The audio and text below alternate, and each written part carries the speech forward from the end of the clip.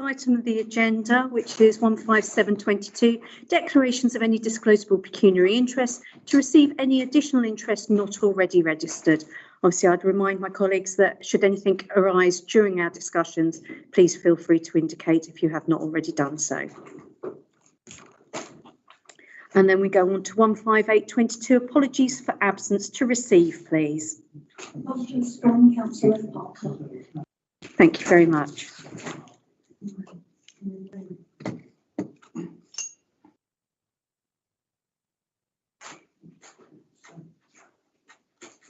We go on to 15922, the minutes, to confirm the minutes of the full council meeting held on the 31st of May 2022 to be confirmed as a true record and signed and initialed by myself. You've all had these previously.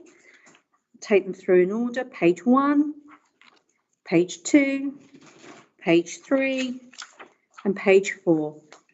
Yes, please, Councillor Jeremy. Thank you, Madam Mayor. Let's have some clarification on these minutes and indeed all other committee meetings that we're reviewing tonight, and actually the supporting papers. I've tried my best today to look through the Town Council website. I can find the agenda for the meeting tonight. I can find the list of mayoral engagements, but the minutes for last month's full council meeting and all of the minutes from the committee meetings this month and the supporting papers on issues like the Wetherspoons issue, which we're going to be debating later, are not on our website. We don't print them off and routinely make them available for members of the public. We have been emailed them directly as councillors, and I think in the interest of openness and transparency, I don't think that's good enough, frankly. If the public take an interest in our meetings and want to attend to ask questions, they have no idea what we've debated over the last month and agreed, because there's no papers on our public website unless they're publicly accessible somewhere else, and I don't know. So perhaps the clerk could clarify. I don't know, actually. I'm going to look at the minute secretary. Is there a reason why they're not on the website? I think it's just the latest giving them up. They will be there. Okay. So we'll do better in future. We will. Thank you. Is that satisfactory, Councillor? Yes, thank you. So, and if we can go back to the item in question to confirm the minutes of the previous meeting. Any questions, queries or comments of factual accuracy, please? In that case, all those in favour of moving the minutes? Any against? Any abstentions? Thank you. We then move on to 16022, which is the committee minutes, to receive the following. The first one is the Amenities Committee, held on the 1st of the 6th, 2022. Councillor Jeremy, please. Thank you, Madam Mayor. I'm happy to move the minutes. There's no recommendations. It's all resolved business. Thank you. Move the minutes. Yeah. We then move on to the Venues and Communications Committee, held on the 8th of the 6th. Councillor Wright, please. Thank you, Madam Mayor. Present the minutes of the Venues and Communications meeting on the 8th of June. There are no recommendations. There is one recommendation on page 2 in relation to the working group to update the marketing and communications strategy. Other than that, it's all resolved business. So up to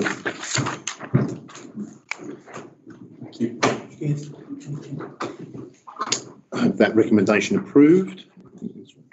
Whether it should be really recommendation or resolve business, I think. But, because I think part of that was for them to come back here and update in the actual agenda item today, isn't it? The working group met. no, It's the marketing. Oh, right. Oh, no, that would just be resolved. Sorry. So I think that should be resolved. So therefore, present page 1, 2 and 3 and move the minutes. If we're all agreed with that amendment for recommendation to become resolved business, move the minutes. So moved. Thank you. So we then move on to Heritage and Town Events Committee, held on the 9th of the 6th and chaired by myself. There are no recommendations and there are 3 pages of agenda minutes to note. Move the minutes. Agreed. We then move on to the minutes of the meeting of the Special Full Council held on the 14th of June, and I'll hand over to Councillor Wright as he chaired that. Thank you, Madam Mayor. Present the minutes of the special full council of the 14th of June. This was to approve our internal audit report and the annual AGAR accounting statement. It was resolved that the council approved both of those. I would like to have those minutes approved, please. With minutes? Good. And then I'm afraid to say, Councillor Wright, you're up again with the planning committee held on the same evening. Madam Mayor. No, that's the next slide. Present the minutes of the planning committee on Tuesday the 14th of June. There are no recommendations. It was all resolved business, so I move the minutes. So moved. Great, thank you. We then move on to the meeting of the allotments committee, which is chaired by Councillor Crawford, please. I'd like to move the minutes for the allotment committee of 16th of June. There's no recommendations, and it's 3 pages. Move the minutes. Thank you. And then finally, we round off with the personnel committee. Councillor Cannon, please. Thank you, Madam Chair. I'm pleased to present the Personnel Committee meeting of the 21st of June 2022. I have 2 recommendations. At the bottom of the first page is the committee reviewed the member officer protocol document that was previously circulated. The recommendation for the Town Council is the member officer protocol document be presented at full council for adoption.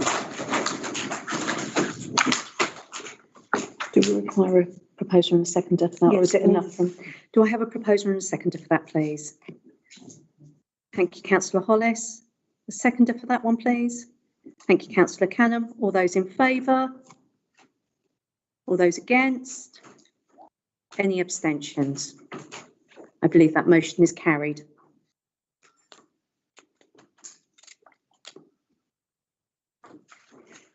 I may continue, Madam Mayor. The Code of Conduct, the committee reviewed the LGA model policy document that was previously circulated. The recommendation is that the LGA model policy document be presented to the full council for adoption. Thank you. Do I have a proposer for that, please? Thank you, Councillor Hollis. A seconder, please. Thank you, Councillor Dowling. All those in favour? All those against? Any abstentions? That motion is carried. Thank you. So, Madam Mayor, That's fine. approve the minutes. Thank you. Approve the minutes. Thank you. And that's the end of that agenda item.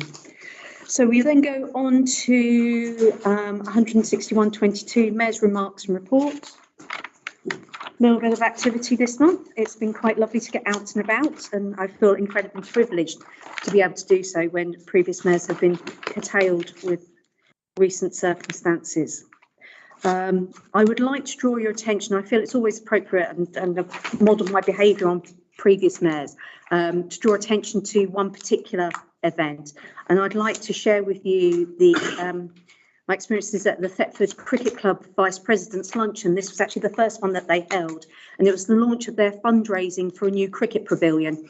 So what I would say is when you go out into your communities and when you're in contact with people, please do be aware that they are incredibly passionate and very, very motivated. They are, aren't they?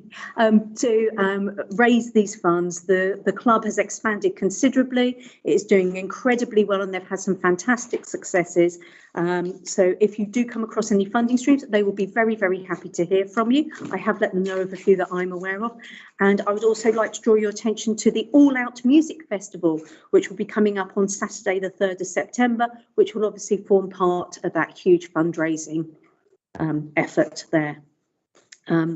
Whilst I'm minded of upcoming events, I've also been reminded, if I may, and use my mayoral prerogative, to remind you of the leaflets that are downstairs, I believe, for the festival of the, they're just outside Dock, brilliant, of East Anglia and the Punjab. We kick off on Friday with some events, and the finale will be happening here in Thetford on the 10th of July on the Green, that much loved venue for residents.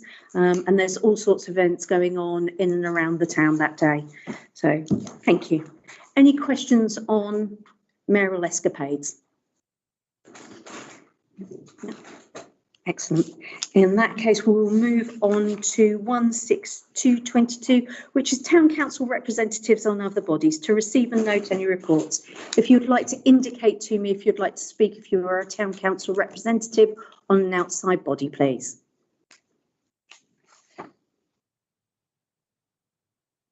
Nothing happening at all. Okay. In that case, we will move on to 16322, which is reports from county and district councillors.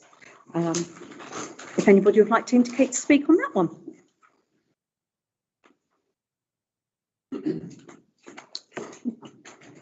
I know I'm not on the district or county councillors, but I was asked a question when I on my way down here this evening, and I've got to address the county councillors because it's the toilets at the bus station, and I think Terry's, that's Terry's ward. No, James ward then. I knew it was somebody's ward. It's 50-50. I get lost. And what it is when the coaches are coming in the evening, and specific case that I was told about today on the way down was disabled lady got off the coach. She tried to use a Radar key. Radar key, that's it. I keep calling it a satellite key. But to go into the box, and she couldn't open the disabled toilets because they're manually locked now. Okay. So disabled can't get in there. So I wondered if it was something to do when we had all the problems with the electrics. If when they done it, they didn't reset it. So we've got people coming in on the coach, it's having a long trip, that can't use the disabled toilets. So I think that's your very good update on that. I was going to say it is. I believe it is actually a town council issue rather because as the town council, we have that responsibility for the opening and closing and cleanliness of the toilets at the moment. Yes, but the actual radar key, the electronics and things like that is not us, that's Norfolk. But I'll put a call into them and I'll I ask can them. believe a radar key utilises What electrics. does it use? It's a key like that, big red heart on the end of it, and it's about that long. I don't know, I'll ask Nick. Sorry, the box is there. Oh, it's still there, the box. Yeah, it's the two boxes outside the toilets, but it just doesn't work. So There we go. Oh, no. Okay. Debbie McGee here. It's what we prepared earlier. Yes, please, Councillor Jeremy. I suspect, Councillor Hollis, it's because the toilets are on a set time period of when they're open and closed too, because obviously that ties in with the cleaning regime. So even though you can manually open yourself with a radar key, I suspect that is during the same opening hours as the other toilets. Otherwise, there's no guarantee that they'll be cleaned, late at night or early in the morning, and also to prevent misuse. But the clerk said she'll double check, but I suspect that'll be what it is. There is a set opening time. What we have done, obviously the big coaches, National Express, for example, they nearly always have toilets on board. It's the smaller coaches, and what we have done for coach services is make radar keys available for their drivers, because there have been occasions when the ladies and gents are out of action. So there has been a bit of an issue. So the Town Council has made those keys available for the drivers of coach services, which they were very grateful for. We'll check the opening and closing time.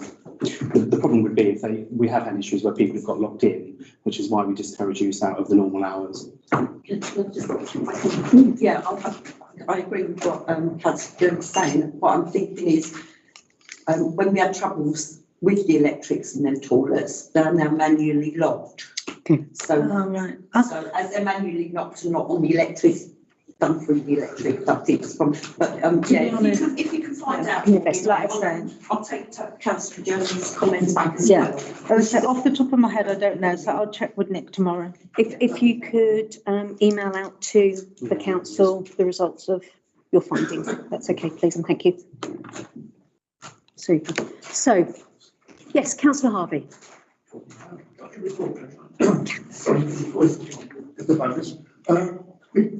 The the Serco Task and Finish Group was a bit disappointed over the Jubilee holiday that Serco didn't employ any staff to come out and empty the bins and tidy the town with the amount of people, and that will be taken back to the Task and Finish Group when they go on the 14th. But on another far more serious note, we have a major problem with antisocial behaviour in the Spring Walks area. Disappointingly, Breckland or Serco decided to cut a lovely path so people could access the area where the issues are. The no drinking signs, etc., being thrown into the river, and there are major problems there. We should take it back to Breckland tomorrow. I've been in touch with Breckland this week, same as Terry and the residents concerned. We've had no answer yet. We had a report, a preliminary report by one of the local police officers regarding this, but it's not been approved, so I can't tell you what that is, because until it's been approved, I can't put it out in the public domain. But this is, it's getting out of hand, and it's about time it's resolved, to be fair, and so we're going to take it back to Breckland. Only nothing by the end of the week, and I'm going to give them some grief. Thank you, Councillor Harvey. And I know it's something that the Safer Thetford Action Group have been very mindful of over a number of, unfortunately, years on that side of things. So thank you. Any further reports from district or county councillors, please? Councillor Gemma. Yeah, thank you very much. Just a couple of things I wanted to update. The adult social care team at Norfolk County Council have produced a really very good quick reference guide for councillors or community members in relation to the various different forms of support that are available. It's a bit of a minefield out there as to, you know, household support funds and assistance schemes and all the rest of it. So I will circulate this to all town councillors, but it is available for others if anyone wants to access it. And it gives a really detailed breakdown of the different forms of support out there. There's a couple which I particularly wanted to mention, and the first is the £150 council tax support. As most of you will be aware, if you're on direct debit, you should have already had it. But there are a lot of residents who are not on direct debit. I had a particular lady on the Abbey estate in her 80s who doesn't have a computer, thought it was a loan rather than a grant, so didn't want to proactively apply for it. And these are exactly the sort of people who we need to be making sure do actually receive the money. So I would encourage councillors to, encourage people to make sure they have received it, because there is a cut-off point, I believe, in September of when all of that needs to be allocated by. So, we do want to make sure that those that need it do access it. And then the other, and part of the problem is there's so many different forms of support at the moment, and the loan one was scrapped and that hasn't quite filtered through, so need to be clear on that. The other thing is a service that Norfolk County Council provide. I think they fund it, but it's a separate organisation. It's called the Money Advice Service. This was something that was quite new to me, but they are specifically there to help fill in forms to access different forms of support, because they can be complicated, frankly.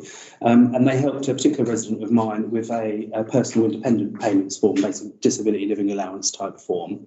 And they were absolutely brilliant over the telephone. They knew exactly what the form was. They went through question by question, and then they send you a typed version of that form that you simply have to sign and send back. That resulted in that person being reassessed and are now eligible for a mobility card, which is, for those of you that have been through that, it's absolutely life-changing. So that Money Advice Service, and the details are on this leaflet, are brilliant. It tends to be on the telephone rather than face-to-face for various reasons, but I would 100% recommend that. And the last one is the Norfolk Assistance Scheme, which I always promote.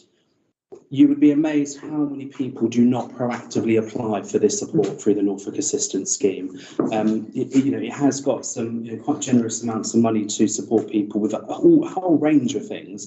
It's funded by Norfolk County Council. It's a specific hardship fund. And it's not overly complicated to access. And I mean, one lady in Thetford this week received £400 within 24 hours of applying, specifically for food support to support family with food. So do encourage people to apply for that. The only other thing that I would report, which is kind of town council related rather than Norfolk and Breckland, it's the last couple of days for the Thetford in Bloom competition. It ends at the end of June, so I would really encourage councillors and members of the public, if you know anybody that's got a particularly nice front garden, or if you know a local business that has a really nice floral display, then do nominate them. The deadline is 30th of June. You simply have to email into the Town Council. And the two new categories this year, Environmental Project of the Year and Environmental Champion, we're going to hopefully have the BTO involved in helping to judge them. But there's 4 categories there, and I'm sure we've all been out and about in our wards, so please do nominate people in the next couple of days if you can think of some worthy recipients. Thank you. Thank you, Councillor Jeremy. Yes, Councillor Cannon. Yeah, I'd just like to answer Terry's bit on the council tax. If you don't do all the things that Bretland are expecting you to do, I didn't do anything, and so I went on to the Facebook page and said, I understand that if I don't do nothing, you will send me a new council tax bill, and that's exactly what they've done. So I think that's the way they're dealing with it. The only problem is if a pensioner that's sort of like not with it might not understand why they're getting a new council tax bill, but basically the money's taken off of that way. Thank you, Councillor Cannon. Yes, it was something we were updated on by the Cabinet member at the recent governance and audit meeting at Breckland. So yes, it's a good way, and obviously it's something to be aware of should we have any resident queries on that. Thank you. Councillor Dowling, is there anything you'd like to report on today? Yes, I'd just like to mention that Mike and I attended a meeting at the Abbey Estate. We met with Steve Hitchman from Breckland Council, and they are doing a big focus on that area every couple of weeks. They're concentrating on a couple of streets and looking at the problems and issues. So hopefully that should help with a lot of things up there. There's been various things reported about uneven paving stones and uncollected rubbish and all that sort of thing. So I think that's a really good idea. So if everybody makes anyone they know up there aware of that happening, it might help a bit. Super. And obviously I'd remind everyone of the report it function on the website as well, which is very, very useful. Councillor Brindle, is there anything you'd like to add tonight? And I'm mindful that we have Councillor Terry from Breckland Council with us. Is there anything you would like to report on this evening? Thank you very much. In that case, we will move on then on to 16422, which is the use of the area outside the Red Line Public House. And I'll hand over to the Deputy Mayor. Thank you, Madam Mayor. Councillors aware that we discussed this last month, and it was agreed that we would meet with market traders and Wetherspoons to try and understand what could be delivered and whether there was a working way forward in relation to the use of the area that was considered last month. We duly met Councillor Canham, Councillor Hollis, myself, who else was there, but the Town Clerk was there. We met with the market traders who had attended last month's meeting and discussed their concerns and what they wished to happen. And we came to an agreement whereby everything that they asked for, I think, was put forward as being deliverable. And I think they left that meeting happy with the working practices that they would continue as they were occupying the same area they do now. And Wetherspoons were there at the time as well, and they're quite happy to work with those market traders. And one of the concerns that we, as councillors, raised last time around was about the continuation of a thoroughfare across the front of the Red Line. And again, Wetherspoons were happy to accommodate that. And you can see in front of you the revised proposal maintains that thoroughfare. So there is a revised plan being put forward tonight, which would see temporary barriers around the Wetherspoons area and the tables and chairs, which would be taken away when the market is in situ. There is likely 3 wooden planters to demarcate the area towards the boundary where the ice cream van is currently going, which is on Breckland Land. But all the other stuff would be temporary barriers whereby they would be taken away and the tables and chairs removed. But I'm happy to answer any questions, and I think we worked together with the market traders, and I think the clerk will agree that they left that meeting with all their wishes satisfied. Yeah, and the other thing that we did point out to all involved is obviously we're submitting the Heritage Master Plan for some more funding, and therefore everything really is temporary, because if we get that funding, then we have the opportunity to do some redevelopment on the marketplace. So that would involve a re-engagement and a rearranging of where people were during markets anyway. But they agreed that the market traders agreed that they weren't happy for them to have the space, and they agreed times, I believe it was 4:30, that they wouldn't put the tables and chairs outside on market days until after 4:30. So the market stall holders would have time to leave the area, and then they would be happy for them to be in that space. In that case, I'll open the floor for discussion, please. I'll take Councillor Canham and then Councillor Brindle. I didn't want to have a discussion, I just wanted to say what else happened in the meeting. Basically, the market traders plus Wetherspoons wants to work with the council going forward. So we said, yeah, when we've got news, we can bring them in and carry on. So it's like carrying on the working group as and when.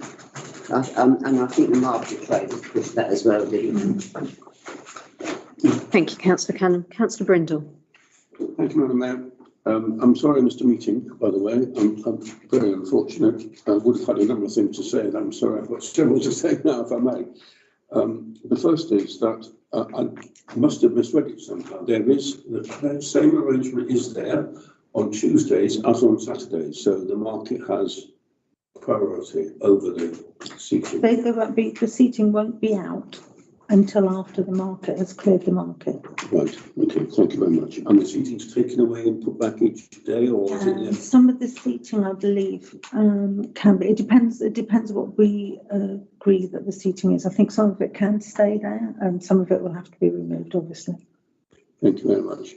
There was a phrase permanent seating. Can you just clarify that, please? There's no permanence. There's nothing being. So permanent. So all the seating is taken away at the end of the period. Everything is movable. Okay. There's nothing fixed. Thank you. And presumably, if the Guildhall team or the British Legion asked for similar facilities, we would be in agreement to that, would we? Well, I think you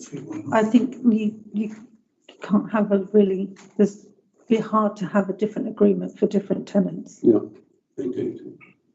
So by implication, that's yes. So if I can just assist you a moment, Councillor Brindle. The third bullet point on the second section states the area will be operated during the following times: 0800 hours to 2300 hours Sunday to Thursday, 0800 hours to 12:30 midnight Friday.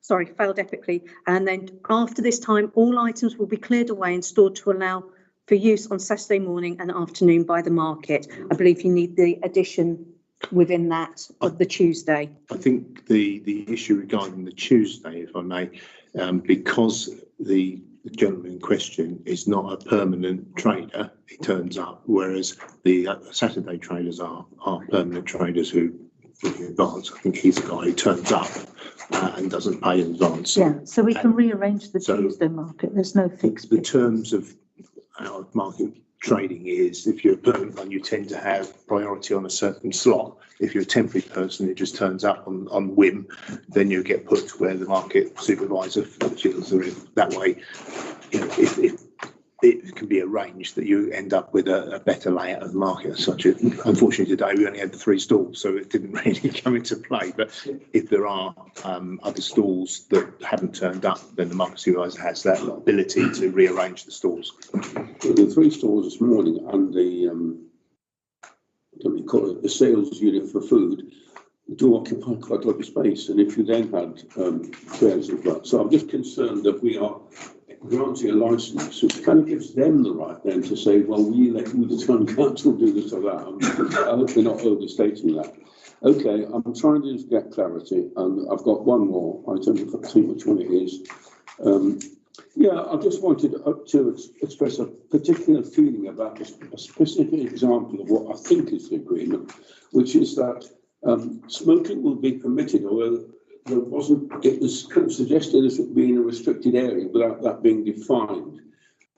Personally, I don't like mixing smoking and food, and I don't like the fact that it happens, and it happens all over Thetford. So I'm of all the councils, I drink and eat the most in the Thetford, mostly in the streets.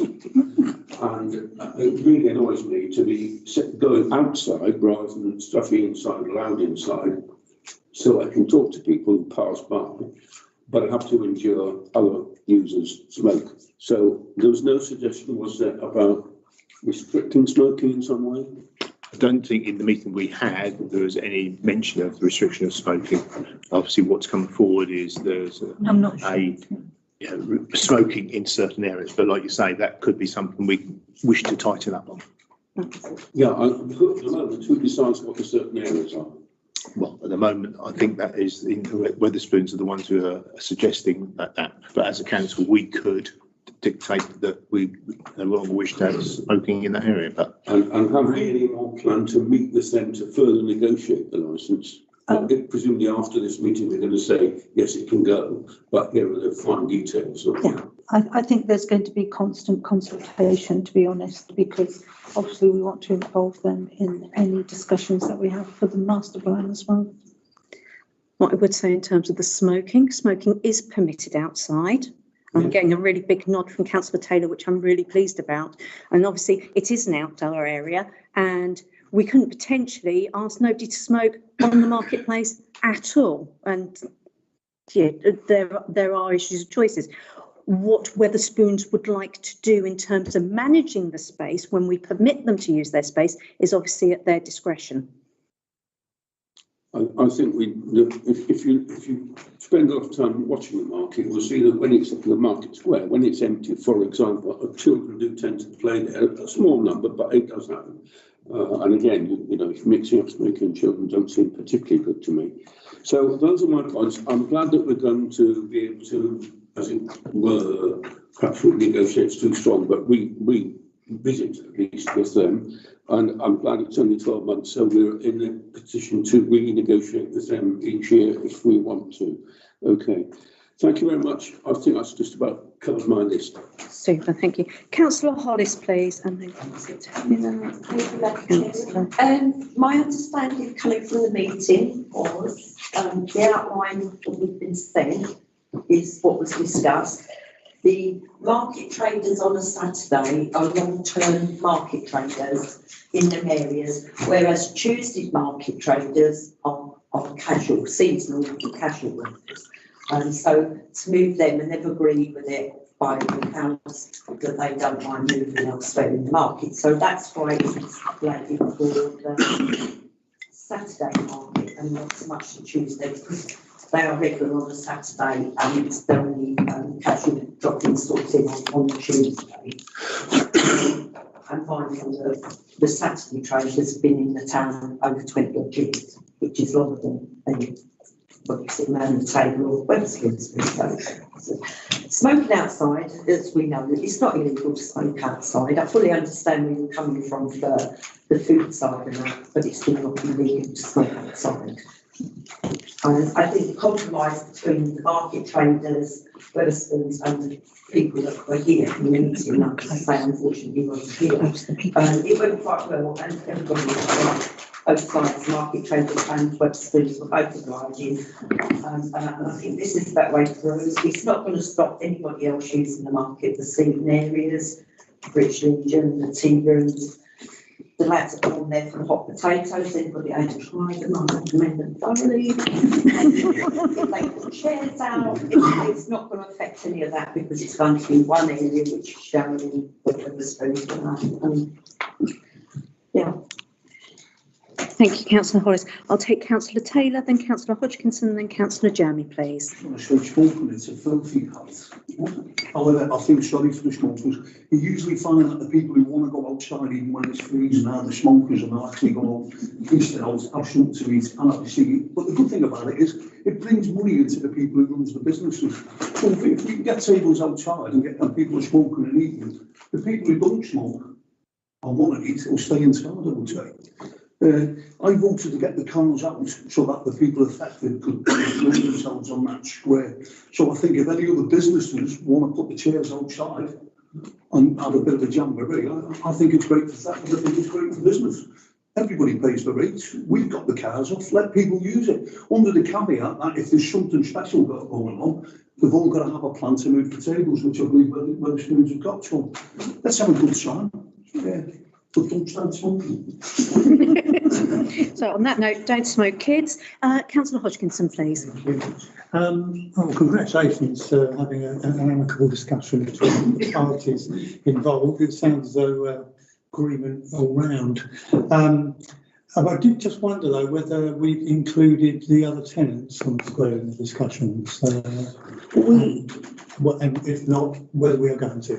And there is a couple of the tenants who would absolutely love to have external spaces as well. So, and as part of the consultation for the market space, they will all definitely be involved in that.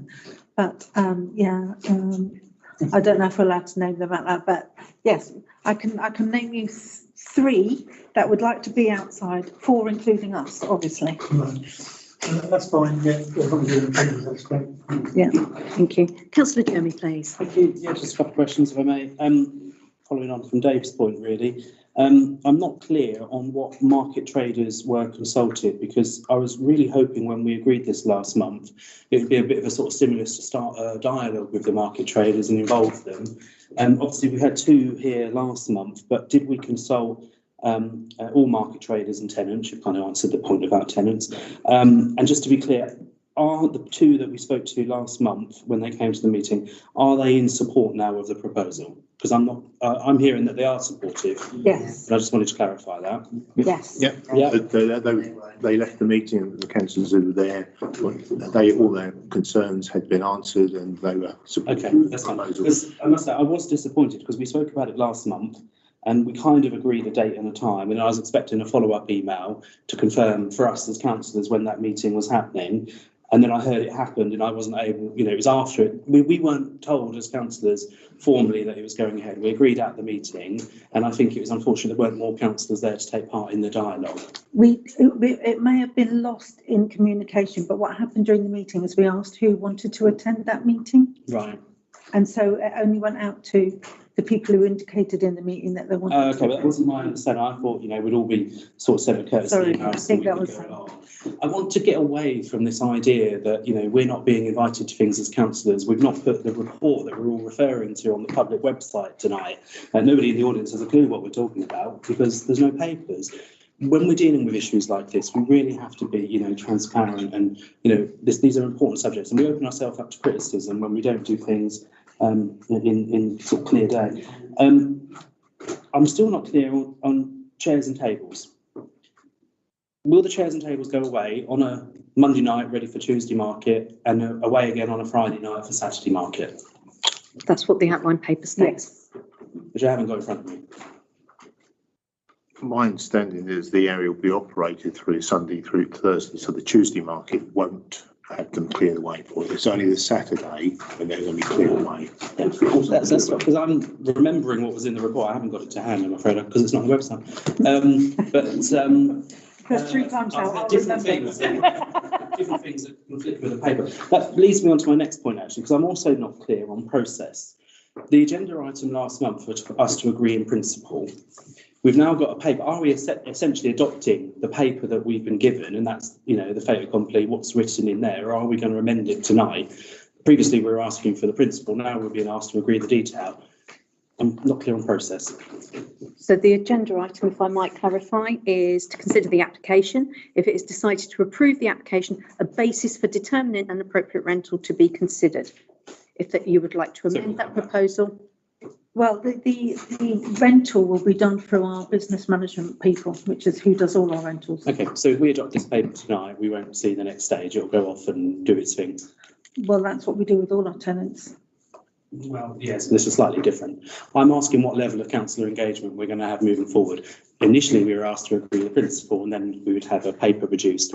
Is this the paper and therefore the end of it? By your comment just now, I'd suggest that this is the last we'll see of it. Well, I think I think there is always room if you adopt it and there's anything in the papers that you don't want or you need further clarification, you can adopt in principle and then we can invite councillors back to fine tune it along with Witherspoons. Okay, fine. The last 2 points, just to clarify, just to make sure this is the case. Rubbish, who's responsible for rubbish generated in that space? If rubbish, you know, it's an open space, rubbish will blow from the market square into there. What's the score there?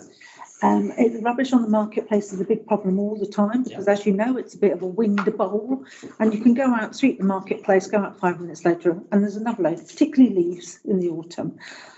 When we were speaking to any of our market traders, they have, within the terms and conditions, they are supposed to clean the space that they are in, and therefore, if there was an outside area such as in COVID, Witherspoons will be expected to keep that area within that demise clean. In which case, can we be really clear on what we mean by cleaning up? Because I see plenty of tenants in that area blowing everything away from the sort of curtilage of their tenanted property, not necessarily taking. Surely not. That's what plenty of the weekend, just blowing and brushing everything away. Okay, lastly, the only, and just to be clear on why I'm going to vote against this tonight, the point I made before still stands.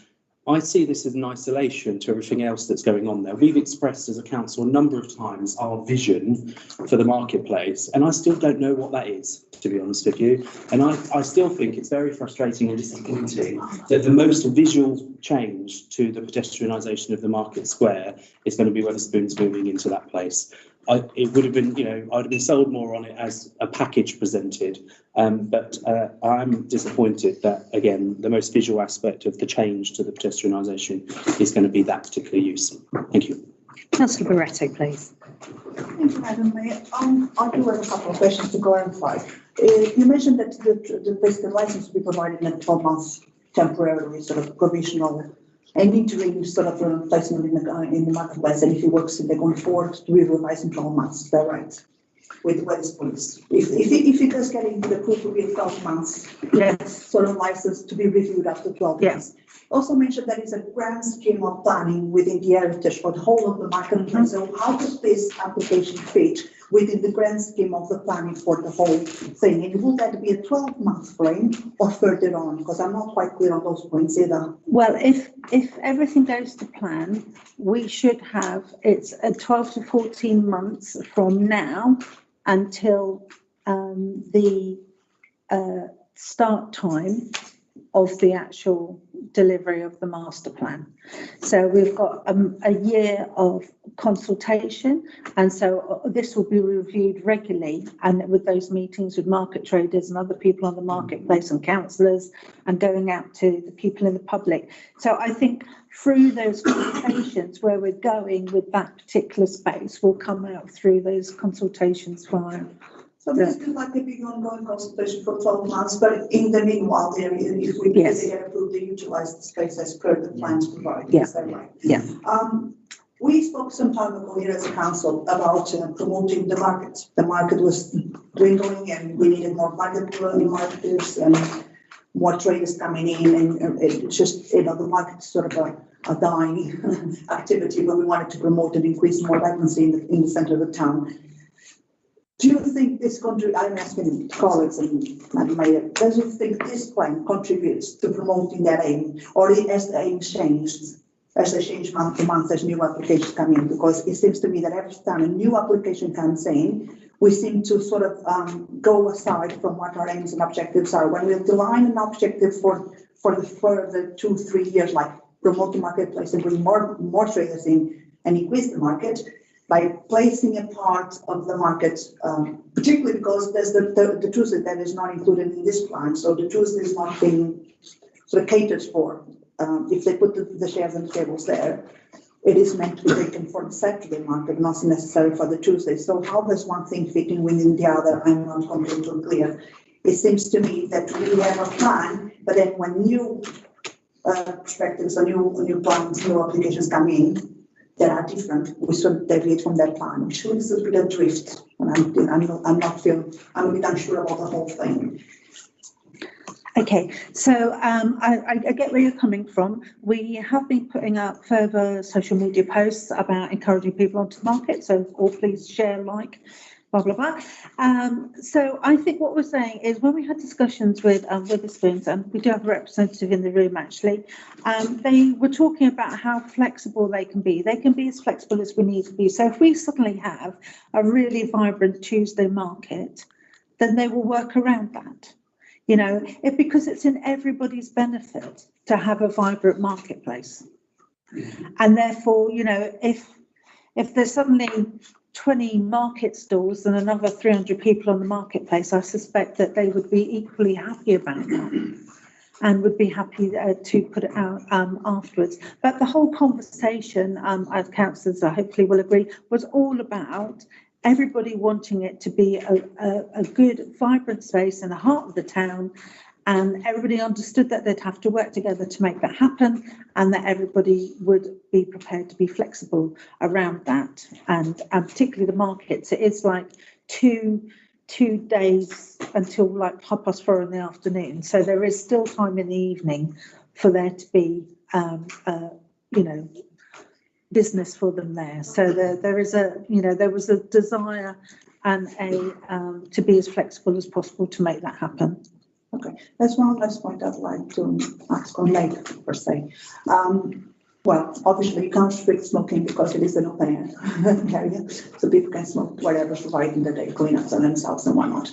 But in regards to the sale of alcohol, isn't there a clash between promoting the sale of alcohol in an open area in the centre of town versus trying to deter people from drinking outside? Because it seems to me that the council as a group was sort of going in the direction of trying to deter outside drinking and you know the sort of behaviours and the tendencies that come with people over drinking, people on weekends and whatnot. So how's that going to work? And what's the level of security that Wetherspoon's going to provide to be able to serve alcohol until midnight, particularly weekends? I mean, it's quite busy, and control the security and control those behaviours. So in answer to the alcohol side of things, I believe we like to avoid antisocial behaviour that comes along with that.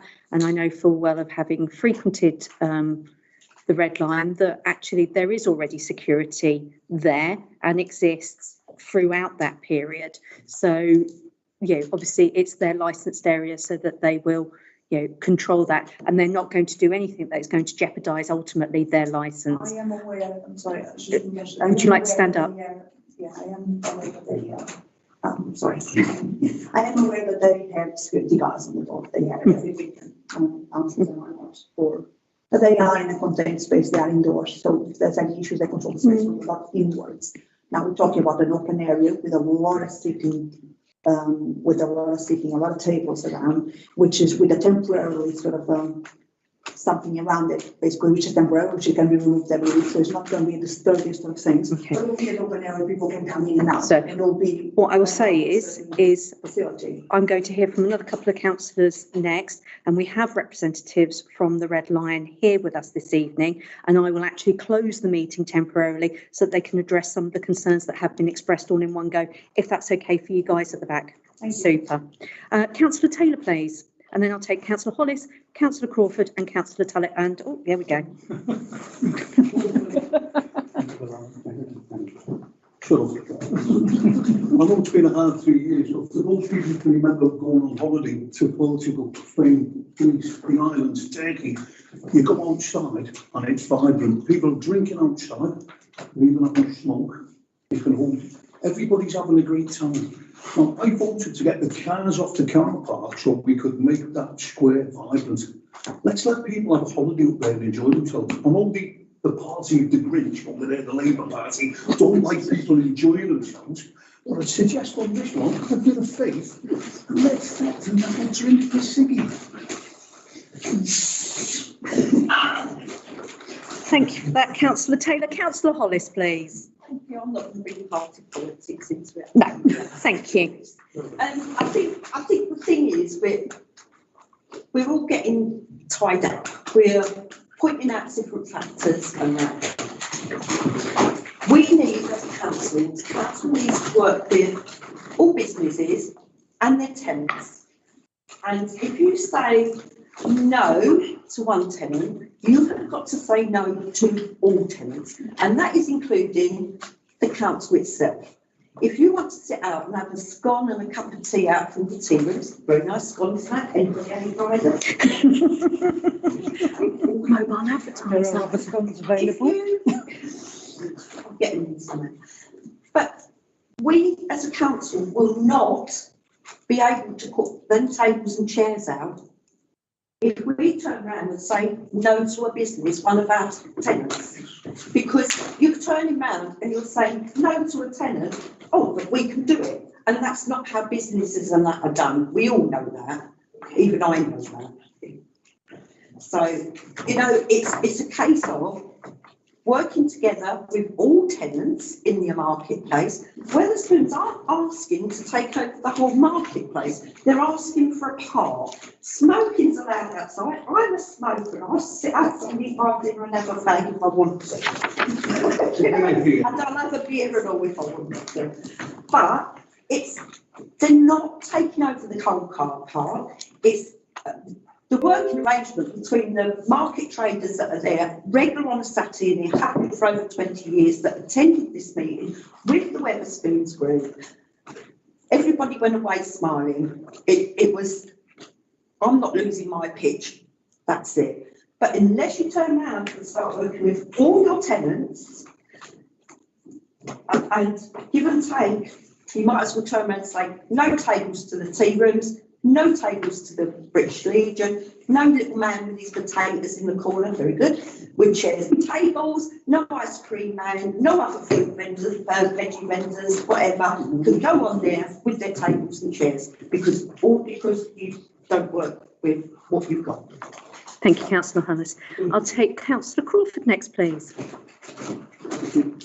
Yeah, I'm speaking in favour of this, mainly because I've spoken to both sides of the argument, and I've gone to see individual market traders. I've gone to see Wetherspoons and asked them about it, and it seems that they've come to a good agreement. I mean, it's nice that the meeting took place and the fears were taken out of the thing, and I can only see it as a benefit. We closed the car park in order to enhance the use by the public. And I think this will happen. And I think the last time Wetherspoons had their tables out during the COVID thing, there was no increase in antisocial behaviour. We had the same levels. At the stag meeting, I was talking to some police officers, and they said they didn't have any increase in antisocial behaviour. So I can see it's only a positive. Thank you. Thank you, Councillor Crawford. Councillor Tullett, please. It's taken a little while for people to realise that the marketplace is available for leisure, and walking around the town in the evenings, there are very limited places where people can sit outside and have a nice drink and something to eat. And hey, we've actually had a British summer this couple of weeks, and wouldn't it be nice for people to sit on the marketplace? Can we apologise in advance when we give permission when it starts raining? Thank you, Councillor. I'm mindful that I have two people asking to speak that have already spoken, but I'm also mindful that Councillor Harvey and Councillor Dowling haven't spoken on this matter. So before I invite Councillor Brindle and Councillor Cannon to speak again, is there anything you'd like to say on this? Nope. Councillor Dowling? No, thank you. Okay, so Councillor Brindle, please. Thank you very much, Mayor. I think I now understand what wasn't very clear earlier on, that the market will go ahead on Tuesday, and there'll be Wetherspoons and Brigland at the same time, but on Saturday the market will go ahead and there won't be Wetherspoons. Have I got that right? Yes. Not sure why.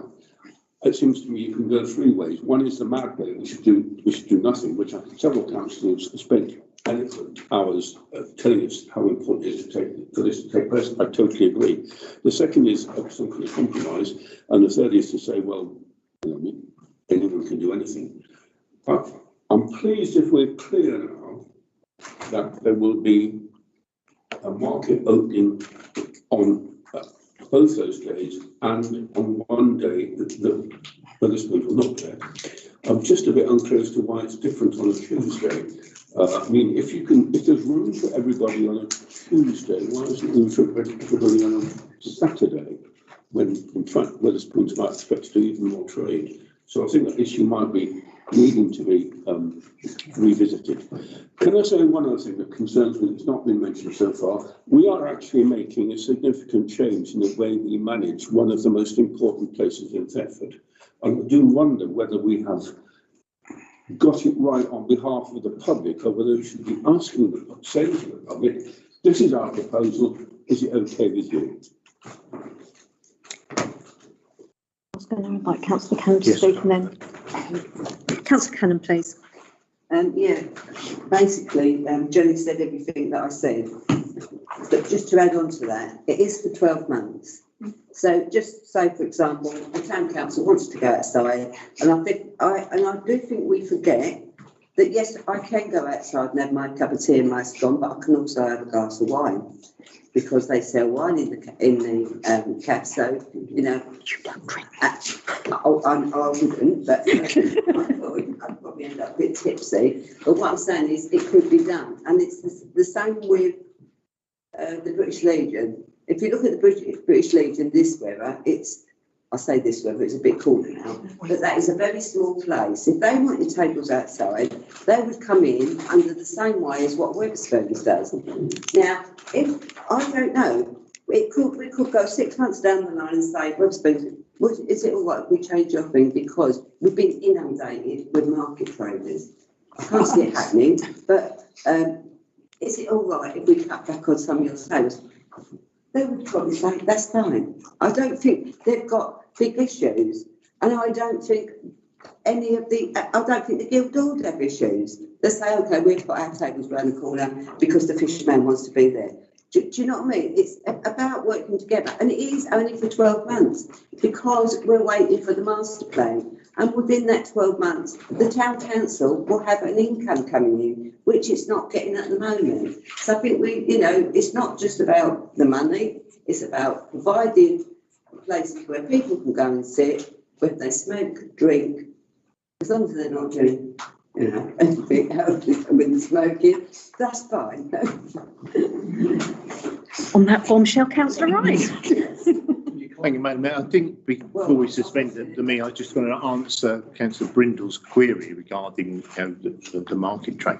Those long-term committed Saturday market traders who felt deserve to have their concerns listened to. When you have somebody on a casual basis and there's plenty of room, then I think by having a 12-month temporary licence, which has been alluded to, it gives us that flexibility. If this doesn't work, at the end of 12 months, we can tie it up and that's the end of it.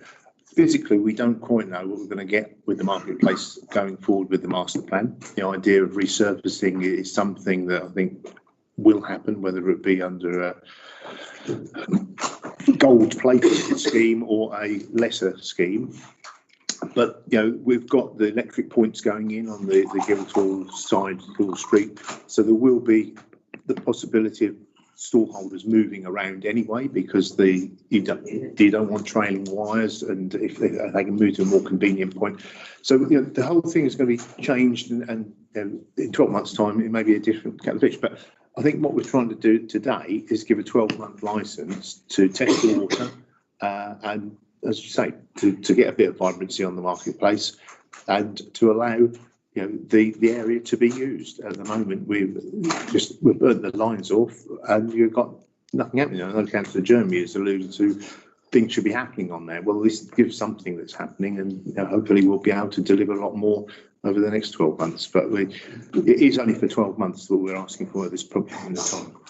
Thank you, Councillor Wright. So at this point in time, I'd like to temporarily close the meeting. Everybody's had a good thrash at this, and I'd like to invite our guests from the Red Lion. Thank you very much for coming and joining us today. And if you'd like to address a couple of the concerns and queries that came up during the discussions, please. Thank you, everyone, for being here. My name is Leo Ing, I'm the area manager for Wetherspoons. I've written as much as I could as points were coming out, so I'll try and address them. The first one, I think, I just want to apologise if we came across in a sort of covert or underhanded manner. We've met with Stuart and Simon, Saturday market traders in here in the presence of some of the councillors. We discussed that. I think there was a feeling that we were trying to muscle our way in. I think sometimes the company the size that we are and the ownership that we have, our reputation precedes us a little bit. Behind all that, we try to be good neighbours at all points.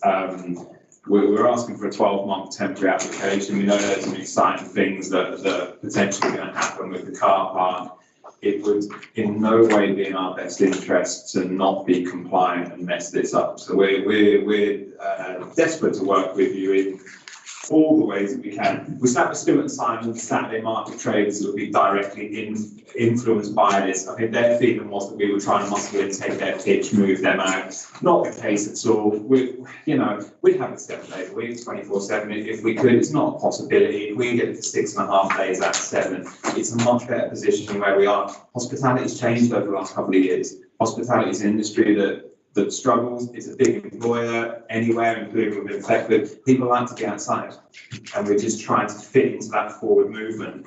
The Tuesday market, and we have Ali, who's situated his clothes store in and around there. He's really blasé about it. We've had the discussion about. I think he has freedom to turn up 1 week if he wants to, freedom not to. There's no guarantee that we'll ever see Ali again after today, although we're sure we will. We'll speak to him about it. And while he tries to haggle me every week, and the price is coming down on how much he wants, he's quite happy to move. He's not fussed. And he thinks having more people out there might actually be helpful to him, which generally can be the trend. The concern phrase about smoking is difficult to manage outside. We dedicate generally, give or take, 70% of the areas to non-smoking. If people want to smoke, they're going to smoke anyway. If we turn the whole thing to 100% no-smoking, people, when they want a cigarette, are just going to move outside there. The same way as they come outside the pub. We'll clean up afterwards, but it probably just create a false economy there. Litter, we'll take responsibility for that. We'll clean it up. You all know where the pub is. You know where Katie is, who's the pub manager. If there's ever any questions about it, I'm sure David won't be shy to pop his head in and let us know. We'll be straight out there. Like someone mentioned, when it rains, we will get umbrellas, a gazebo or something. So if you're having a cigarette and a glass of wine, we'll look after you there. It's 12 months, we can be flexible on it. You've got bigger plans. If them plans sort of come forward a little bit, as long as we've got due notice, we're probably going to be investing a fair amount of money, but not as much as we would be into like a permanent solution if we adopted it. But we're not going to stand in anyone's plans. If you have a big redevelopment out there and we could be part of it, it's brilliant for us. If you have a big redevelopment out there that we're not part of, if it's a great redevelopment, we're going to benefit from it because of our situation. We're happy all the way around. Spoke to the licensing officer. We operated outside for a while during COVID, which was thanks to the good people here that first provided some of the fencing. We'll make it look a lot prettier than that. Licensing officers have absolutely no objection from the police side that we know of. Again, I speak to the licensing officer every month. They're not shy to tell us if there's a problem. Generally, the feedback from licensing officers is we're the leaders out there on the high street of how we run pubs. Our CCTV, our security, our training, our Challenge 21, age verification, don't do drunk policies. Of course, there's always one to move outside of that. We deal with it. We have body cameras on our managers at all times. It seems a little bit draconian to some. It's there as an effort to help prevent antisocial behaviour and help support the police and any prosecutions. We see it walking down the high street today, people out there drinking, and every town, I look after 15 different towns across Norfolk and Suffolk. There's a big movement on antisocial street drinking everywhere, but we're regulated. It'll be within a concourse area, it will be managed, there will always be staff present. The area that you see on the plan is the biggest it will ever be in the heat of summer. Realistically, while we'll always keep it presentable, we'll be operating maybe in half of that in the winter. It depends on demand. We talk about the memorial, what's the word I'm looking for? That take place. Flexible all around that. That's fine. Truth be told, it's a busy morning for us, and they probably won't want the hassle of extra tables outside at that time. We can clear it all away. Everything that we have will be movable. We will disappear at the end of the Friday night and be gone. You won't know we've been there. Market traders, I think we've got a good relationship now that we're all on the same page. If they're delayed moving away, it's fine. At the same point, they said to us, they went, sometimes we clear off by 3 o'clock if you want to go out when we're gone. As long as everyone's happy with it, we can be incredibly flexible with that. I don't know if there's, I'm sure there's lots that I've missed, to be entirely honest. If anyone wants to put any questions to us, that we can put any of the concerns at rest, I'm happy to. I'm happy to open the floor if you're happy to take those questions. Councillor Brindle, please.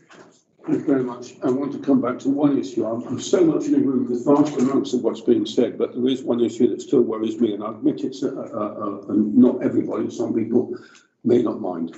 It's the question of smoking again. I don't mind people smoking. I mind me having to put up with their smoke. 70% of it. And it's not saying to anyone saying we should tolerate smoking, which one council used to say. I don't want to tolerate smoking where I am. That's what it's about. It's not about me stopping people smoking. It's about me stopping people spoiling my enjoyment. So can we have some satisfaction, please, for the idea that some non-smokers may wish to be protected from smoke? Yes, well, roughly 70% of the area will be non-smoking. As it stands, without us operating the car park is currently 100% smoking. Anyone can smoke anywhere they like.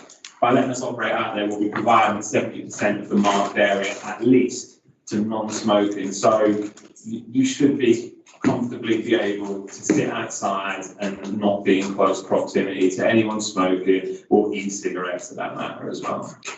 Does that answer? Does that help? I think you're right, and let's give it a 12-month trial as you suggested. Thank you. Are there any other questions for the representatives of the Red Line? Councillor Dowling, please. Thank you. Could I just ask, I mean, you seem like a chap that's very organised and you're obviously good at your job, but as you say, you run over 15 different pubs over the areas. So what happens when you're not there? Will your staff be aware of the fact that you said about monitoring the situation, and maybe if the market packed up a bit early, you could extend your time, but will they also give flexibility the other way if the market traders, you know, are staying a bit later than normal because they're exceptionally busy? Would there be someone on site who would be able to analyse the situation? Yeah, thank you for your question. I did say if they're running a bit behind for whatever reason, we can be flexible with them. They know who to speak to. I mean, on a Saturday, Katie's there 9 times out of 10 anyway. There's a management team who they have, you know, open communication with. No issue whatsoever. No issue whatsoever. Okay. And the other point that Councillor Brindle made about the smoking, to me, it's not so much people smoking outside, it's the cigarette butts that get left behind. So what will happen for all these people who are smoking outside? Will they have ashtrays on the table, or will you clear up all the butts afterwards? How does that work? As you'd expect, there'll be ashtrays on all the tables. Sadly, that using an ashtray is beyond some people, so you know, we'll be out there, we'll sweep it. Once again, it's in our best interest to keep it clean. We appreciate there are people that are for this and there are people that are against this. And inside this room, outside of this room, we're not going to be negligent. We won't always get it right. As mentioned earlier, it's a little bit of a wind tunnel out there, and you can sweep up, and 5 minutes later it can be a bit messy again. But we'll do our absolute best to keep it looking as good as it can. Because as you're aware, there's a shop that sells children and baby wear there, and then lots of toddlers come by with pushchairs and things, and cigarette butts are particularly toxic for small children. I just think it's something, you know, that Councillor Brindle's right to raise. Yeah, and I think at the moment, if we're operating out there, you're probably going to find that you're going to get more clean of the area than there currently is, where we're not operating out there at this moment. Right. I would hope. Thank you. Thank you. I'm not organised, by the way. It was a nice compliment. Well blagged, sir. Councillor Cannon, please. Yeah, I think I brought it up with your manager the other day. The trouble with sitting outside, and we've all seen it, you're sitting outside the Bakers or Costas or somewhere else, but you get the serviettes and the wind comes. That's it, that's gone. No one chasing them down the high street. So what I've suggested to her is, I don't know if anyone's seen them, the little bins, what you put on the table. So when they're finished with their sauce packets and that, not everyone's going to do it, but a lot of people will. And I just think that will save that blowing off internet, wherever. We'll take full responsibility for the. Yeah, do you know what I'm saying? You can't take responsibility if it's gone down High Street, but if Well, someone we sees, can, we will, if it someone comes says, from us. yeah, if someone sees a little bin like that on the table, they just put it in there. Jason, bin down High Street. Thank you, councillor Callum, for your practical approach there. Are there any further questions, please, team? Yes, councillor Taylor. If I win the lottery, I'm going to take them all abroad and show them people enjoying themselves.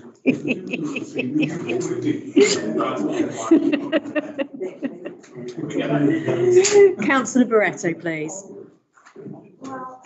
Just a quick comment, if you don't mind, Councillor Taylor. There's one thing I understand is Mediterranean culture, and this is the culture of sitting outside in cafes until late night. And actually, on the contrary, I'm not criticizing a fact, on the contrary, so much here in the UK is that usually sit up until midnight, but you are with elderly and the children and the babies, and the whole family gets together outside. So, and the free consumer households, I'm not against consumer households outside. So my questions were about being in favor of the culture of being outside and socializing. I think my concerns, because given the habits and so much about how things actually work in practice, the mentality and the way people consume alcohol, it is very, very different. This is not a criticism, it's a fact. Because the NC needs security lights and bounces on the door, which is not necessarily everywhere. But here, if you have a pub after 10 p.m., you have to have them because it is a security issue. My position, not to you, I think you answered many of the questions quite well. My concern, my frustration is really with my peers, with the councillors. I'll tell you why. Because not long ago, there was an application for a park to open, where we're going to have an area where they would serve alcohol and people be able to smoke or have other activities on the outside. It was around marketplace. It wasn't in a place that belonged to the town council. It wasn't one of our heavens, but the whole council, the majority voted against. And the major points by which they voted against is we don't want people drinking and socializing outside after 6 o'clock. I actually heard the comment at this table at the time. They said after 6 o'clock, who wants to be outside? People want to be home sleeping. Now, I'm just repeating what I heard, and this is possible if you go back to the few meetings that you realize this is the mentality across the table, not necessarily mine. Just in case you want to. But I have to be mindful that if people is against some businesses to take those activities in other places, my question for the council and yourselves is why, when there's a tenant for the council and it's in the centre of town, why is the approach to a business expanding to the outside that consumes alcohol different from the other people that applies for the licenses? My problem with this is not about having people outside, it's about not being fair and having the same approach and giving the same market consideration to all of the businesses in town, not necessarily only the ones that have tenants from the town council. That's my personal opinion. Thank you. Are there any further questions from you, Team Thetford? In that case, thank you ever so much for being bombarded. And I'll reopen the meeting. We've given that a good thrashing, I believe. So the first item in terms of... Sorry, Madam Mayor, I'd just like to, when we get to the point of taking a vote, I'd like to ask for a recorded vote, please. No, because I wanted to ask for a recorded vote.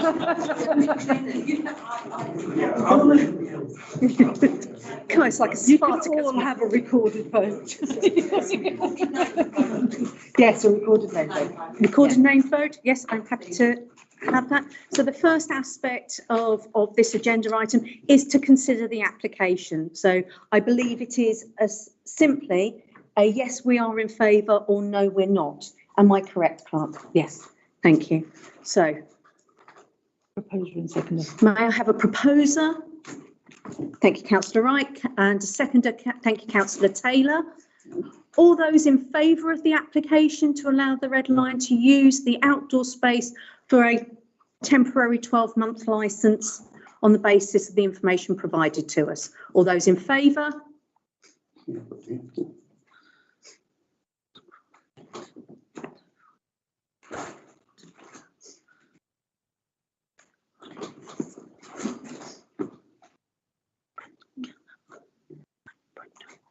Sorry, I'm talking to myself. Stuart Knight's in favour as well. Have you got Yeah, that? I've got him. So that's 1, 2, 3, 4, 5, 6, 7, 8, 9. Okay. And you've got, yeah, got Mike, yeah. All those against?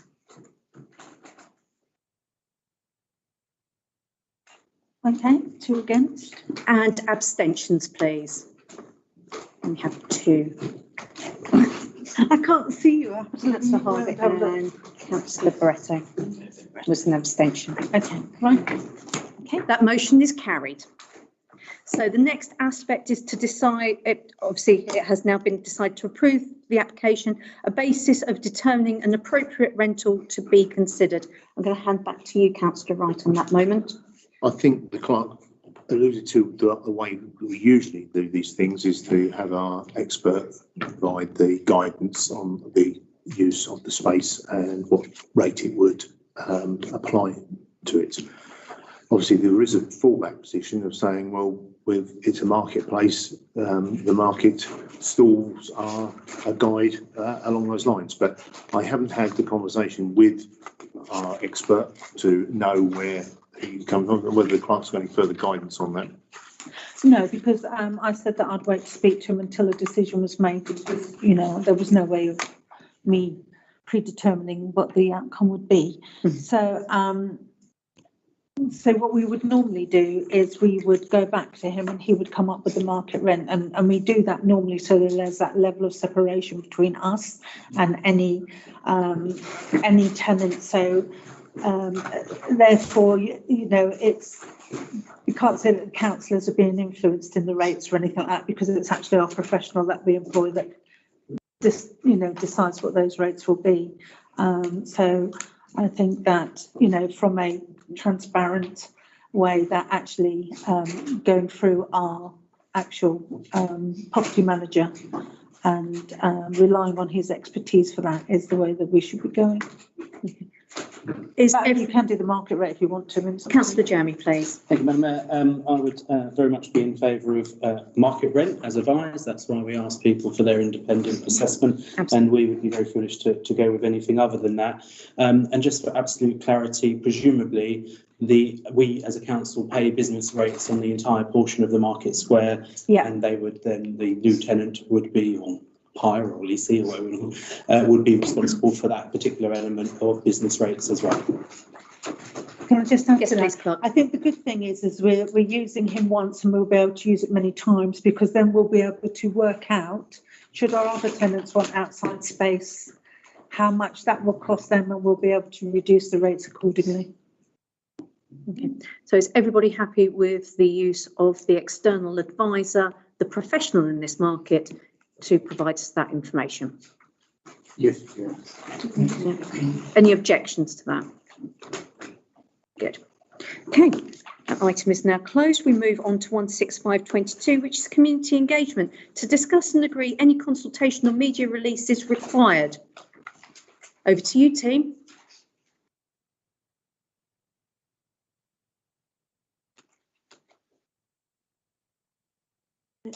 Councillor Wright. Well, I would suggest, given the decision we've made, it should be put out there and the rationale behind it and what it's about, rather than being seen to be doing it underhand. You know, if we've made the decision, the public put it out there. And that decision has been made in the public forum. Councillor Cannon, please. Yeah, I was going to say, it's all right making it public, but Woodspurs might not accept the offer once they know the price. And that is absolutely in their gift. But this council has made a decision to allow tenants to utilise that space. Whether they take it up or not is up to them, isn't it? Anything else that we have a burning desire to share with our residents of Thetford, please? No? In that case, we will move on to 16622, committee officers update, to receive any updates from the committee officer since the issue of the agenda. No, there's nothing to add to the agenda. In that case, ladies and gentlemen, thank you all very, very much for your time. Members of the public, thank you very much for joining us, and this meeting is closed.